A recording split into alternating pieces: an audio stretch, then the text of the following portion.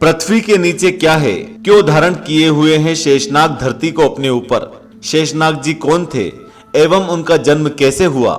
आइए जानते हैं। महाभारत एवं कई पुराणों में असुरों की उत्पत्ति के विषय में कहा गया है कि ब्रह्मा जी के 6 पुत्रों में से एक थे मरीचि, जिन्होंने अपनी इच्छा से एक प्रजापति पुत्र को उत्पन्न किया, जिनका नाम था कश्यप। कश्यप ने दक्ष प्रजापति की 17 पुत्रियों के संग विवाह किया था। इनमें से एक का नाम था कद्रु।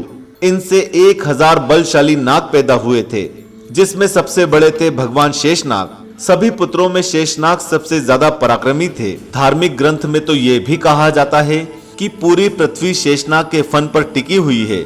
कहा गया है कि शेषनाग के पास एक खास किस्म की मणि है। अनंत क्षमता होने के पश्चात भगवान शेषनाग सहज और सेवक स्वभाव के थे। एक बार शेषनाग जी अपनी माता एवं भाइयों का साथ छोड़कर गंधमादन पर्वत पर तपस्या करने चले गए थे। शेषनाग ने कड़ी तपस्या की थी और उनकी तपस्या से प्रसन्न होकर ब्रह्मा जी ने उन्हें वरदान दिया था कि उनकी बुद्धि कभी धर्म से विचलित नहीं होगी। कई धर्म ग्रंथों में ऐसा भी कहा जाता है कि धरती शेषनाग जी के फन पर टिकी हुई है।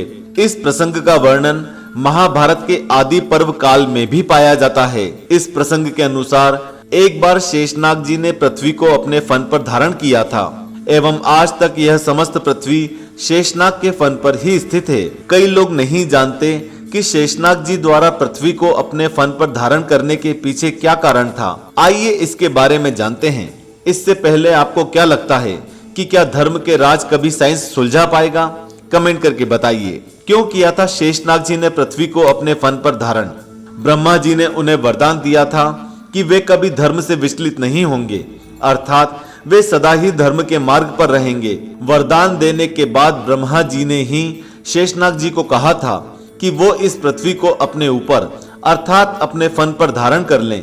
ब्रह्मा जी ने शेषनाग जी से कहा था कि यह पृथ्वी पर कई पर्वत तथा कई नदियां हैं और इनके प्रभाव से ये पृथ्वी निरंतर हिलती डुलती रहती है। ब्रह्मा जी इस पृथ्वी को स्थिर रखना चाहते थे और इसी कारण से उन्होंने शेषनाग जी को कहा कि वो इस पृथ्वी को अपने फन पर इस प्रकार धारण कर लें कि समस्त पृथ्वी स्थिर हो जाए।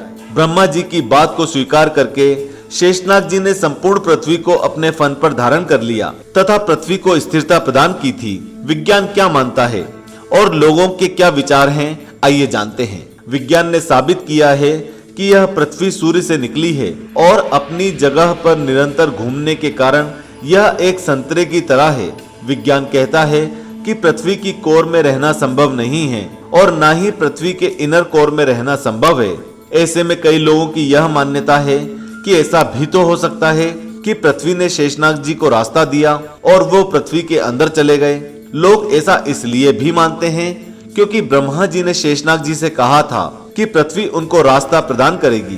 बात सिर्फ फन पे रखने की थी, वो तो अंदर से भी हो सकता है। लोग कहते हैं कि वैसे भी सांप की प्रकृति बिल में रहने की होती है और ब्रह्मा जी ने भी यही कहा था कि पृथ्वी ही उन्हें रास्ता देगी।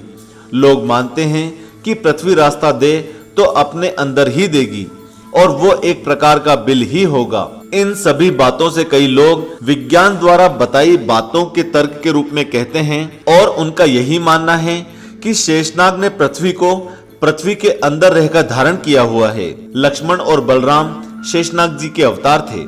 ब्रह्मा जी की कृपा से शेषनाग जी ने समस्त पृथ्वी को अपने फन पर धारण कर लिया। क्षीर सागर में भगवान विष्णु शेषनाग जी के आसन पर ही विराजित होते हैं। हिंदू धर्म ग्रंथों में कहा गया है कि भगवान श्री राम के छोटे भाई लक्ष्मण और श्री कृष्ण के बड़े भाई बलराम दोनों ही शेषनाग के अवतार थे। जब भगवान विष्णु कृष्ण एवं राम का अवतार लेने जा रहे थे, तब शेषनाग जी ने उनसे विनती की कि प्रभु उन्हें अपने साथ ले चलें। वे सदा ही भगवान विष्णु के साथ रहकर उनकी सेवा करना चाहते थे। उनकी प्रार्थना को स्वीकार कर प्रभु उन्हें अपने साथ राम अवतार में लक्ष्मण और कृष्ण अवतार में बलराम बनाकर अपने साथ पृथ्वी में लेकर आए। आपको क्या लगता है कि क्या धर्म के राज कभी साइंस सुलझा पाएगा? कमेंट करके बताएं। जय श्री कृष्ण। ओम नमः शिवाय।